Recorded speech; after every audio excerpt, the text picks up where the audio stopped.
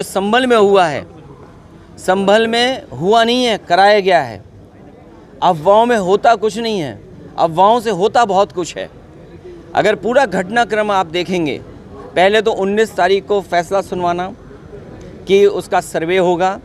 जब पहला सर्वे हुआ, किसी भी मुस्लिम पक्ष के लोगों को या संभल के लोगों को किसी को आपत्ति नहीं थी, पूरा सर्वे हुआ।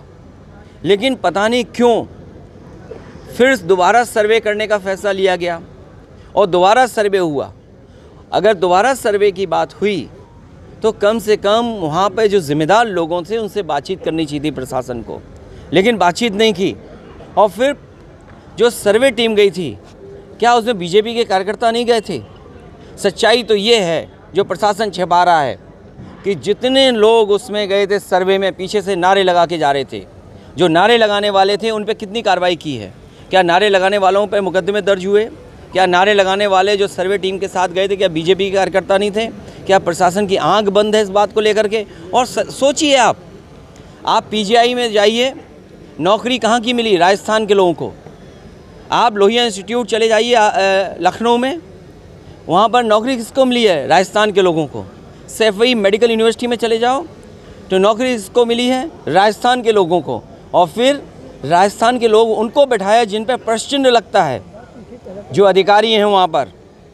ये क्या वजह है कि राजस्थान के अधिकारी देख रहे हैं सब वहाँ पर, और बाहर से लाए हुए टेम्परेरी जो एक्सटेंशन पे रह रहे हैं उनसे कानून व्यवस्था संभाली जा रही है।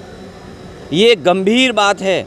मुझे उम्मीद है कि इन सब घटनाओं को सुप्रीम कोर्ट सो मोटो लेकर के देखेगा कि आखिरकार इस तरह की साजिश क्यों रची गई। क्योंकि भारतीय जनता पार्टी को अपनी जो बेईमानी की थी, उन्होंने उस बेईमानी को छिपाना था।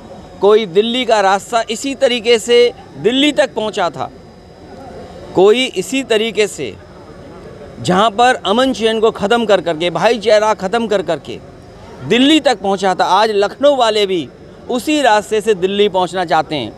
ये दिल्ली और लखनऊ की लड़ाई है जिसमें जनता पिस रही है। ये लखनऊ और दिल्ली की लड़ाई में जनता पिस रही है।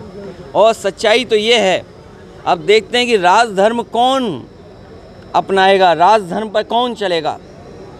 ये हमें और आपको भी देखना है कि राजधर्म का पालन होगा कि नहीं होगा इस बार। आपने कहा संभल जाएंगे।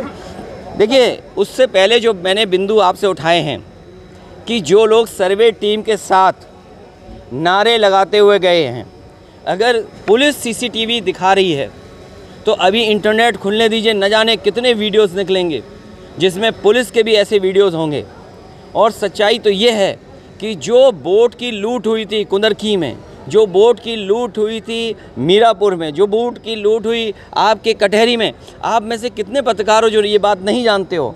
क्योंकि जानते हुए भी हम चुप हैं, क्योंकि न जाने कौन सा भार ऐसा है जिसकी वजह से चुप हैं। आप सब सच्चाई जानते हो और आपसे बेहतर कोई नहीं जानता है। इसलिए मैंने कहा ये सीट जीती हुई थी जो बीजेपी ने बेईमानी से परिणाम दूसरा किया है। और जो अधिकारी हैं, इन्हें कोई ना कोई तो कम से कम वोट जिस तरह पढ़ाया जाता है, इसके लिए इन्हें सम्मान करना पड़ेगा। कोई नया सम्मान के लिए घोषित करना पड़ेगा। सरकार बनेगी तो ऐसे अधिकारी जिन्होंने लोकतंत्र में इस तरह की जिम्मेदारी निभाई है, उनका सम्मान किया जाएगा। प्रशासन के चाहे डीएम साहब हों, चाहे कप्तान साहब हों, उनका बहुत सम्मान करना पड़ेगा। अखिलेश यादव जी, प्रमोद कृष्ण ने आज बयान दिया है कि आप दंगा कराते हैं, डेलीगेट भेजते हैं, आपके खिलाफ मुकदमा दर्ज करने की उन्होंने मांग की। देखिए, अगर वो बहुत बड़े, मैं उनके बारे में इसलिए नहीं कहना चाहता हूँ, वो उधार के संत हैं। कभी कभी राजनीति में उधार के भी संत होते हैं। उधार के संतों पर हमें कुछ नहीं कहना। कभी उधारी में कहीं और गए थे, उससे पहले उधारी में कहीं और थे। ये उधारी संतों के बारे में हमें कुछ नहीं कहना है। लेकिन अगर प्रशासन कार्रवाई कर रहा है और सरकार जिस तरीके का रवैया अपना रही है, केवल अपनी नाकामी छिपा रही है। क्योंकि नाकामी इसलिए छिपा रही, उन्होंने बोट में लूट की थी, उस पर चर्चा ना हो। आज हम और आप यहाँ खड़े हैं, एक इमोशन क्या हो सकता है बेहतर?